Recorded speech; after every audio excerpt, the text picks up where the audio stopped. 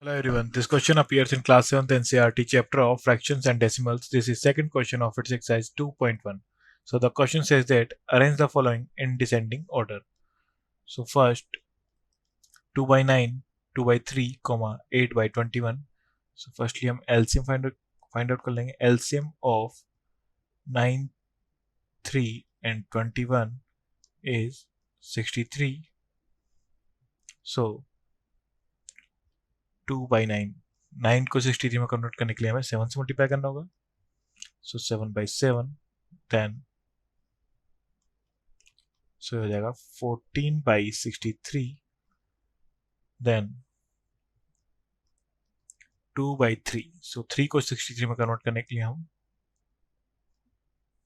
21 से मल्टीप्लाई करेंगे. So 21 upon 21, 42 upon 63, then 8 by 21. So 21 को 63 में कन्वर्ट करने के लिए हम 3 से मल्टीप्लाई करेंगे. So 3 by 3, so 24 by 63. Then हम अरेंज कर सकते हैं सबके.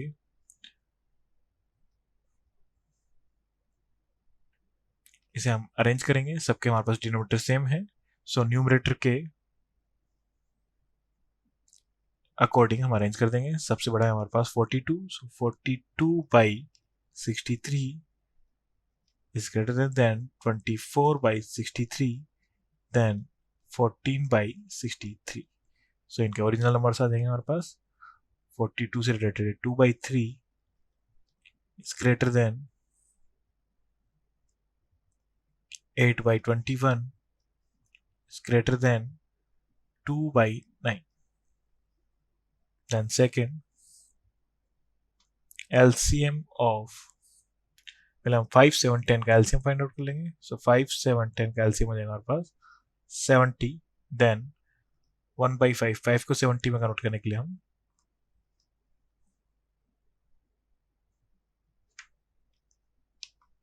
14 से मल्टीप्लाई करेंगे. सो 14 by 70, देन 3 by 7 को 70 में कन्वर्ट करने के लिए 10 से मल्टीप्लाई करेंगे.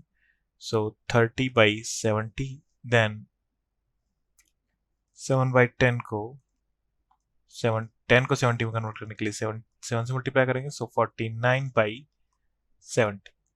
डिनोमिनेटर सबके सेम हो गए, सो हम डायरेक्टली अरेंज कर लेंगे इन्हें.